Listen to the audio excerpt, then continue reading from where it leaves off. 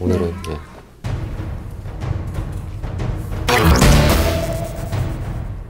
또한 이날은 두 사람 사이에 숨겨왔던 지극히 개인적이고 낯뜨거운 공방전까지 펼쳐졌는데요. 제가 직접 참관해서 자세한 내용을 보고 들을 수 있었습니다. 취재 이어집니다. 결혼 2년 만에 파경을 맞은 류시원 부부. 영원히 내 편일 것 같았던 두 사람이 가장 큰 상처를 주는 적이 되어 다시 만났습니다. 처음으로 법정에서 맞대면을 하게 된 두 사람. 부부간의 낯뜨거운 사생활까지 낱낱이 공개할 정도로 갈등은 심각했습니다. 지금 이곳에서 배우 류시원 씨에 대한 형사재판이 이루어지고 있습니다. 아내 조모 씨도 증인으로 출석해 있는 상태인데요. 폭행 사실 여부를 두고 치열한 공방이 계속되고 있습니다.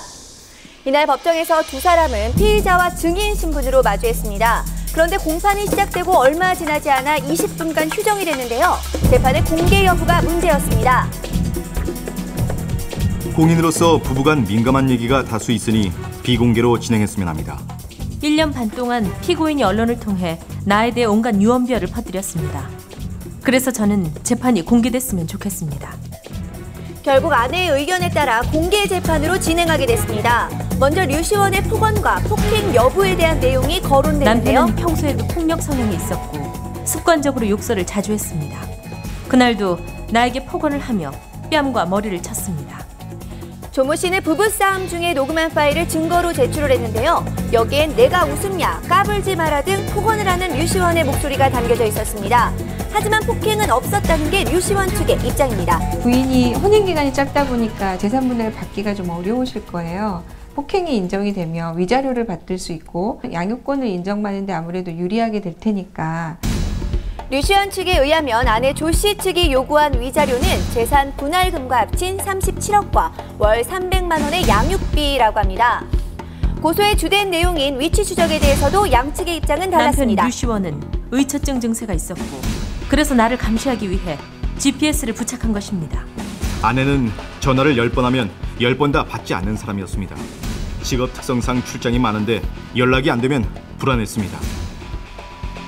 조 씨는 류시원의 의처증을 류시원은 조 씨가 가정에 소홀한 것을 문제 삼았는데요.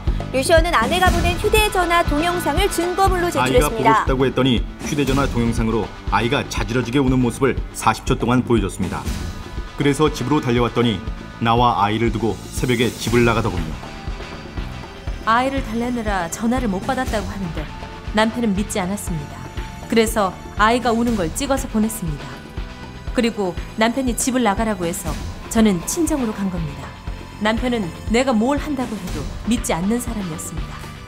어떤 언쟁을 직접적으로 한 부분은 없었습니다. 다만 이 조 씨의 그 신문 과정에서 류시원 씨의 변호인 측이 강하게 압박을 하면서 이번 그 이혼에 대한 귀책 사유가 조 씨에게 있는 것이 아니냐라고 추궁을 했습니다. 조 씨 측은 이에 대해 강하게 반발했습니다. 제가 산후조리원에 있을 당시 남편의 외도가 있었고 심지어 집으로 그 여자를 불러들였습니다.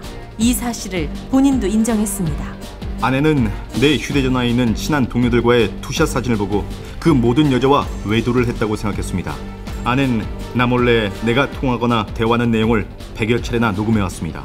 오히려 아내가 자주 늦은 시간에 외출을 했고 한 번 외출을 하면 남자 명함을 여러 개씩 받아오니 걱정이 됐습니다. 양측의 날선 공방이 계속되는 가운데 재판은 4시간 가까이 진행됐습니다. 판사는 합의에 대한 의사를 물었는데요. 합의 가능성은 0.01%도 없습니다. 솔직히 말하면 이제 연예계에 미련 없습니다. 앞으로 딸을 위해서라면 무엇이든지 할 겁니다. 검사는 피고인 류시원에게 징역 8개월을 구형했습니다. 한치도 물러서지 않는 양측의 날선 공방전은 결국 부부간의 낯뜨거운 사생활을 폭로하는 상황으로까지 가게 되는 상황입니다. 공판이 끝나고 나온 두 사람 모두 많이 지친 모습이었는데요. 뭐 하고 싶은 얘기를 100% 다 하진 못했지만 예, 그래도 제 소신껏 성실하게 임했고요. 아마 판결에서 제 진심이 통했기를 진심을 바라겠습니다. 네. 어떤 재판 과정 속에서 어떤 증언들이 오고 갔는지. 부분이 이렇게 뭐 제 입으로 별로 이렇게 얘기하고 싶은 부분이 별로 없어서 네.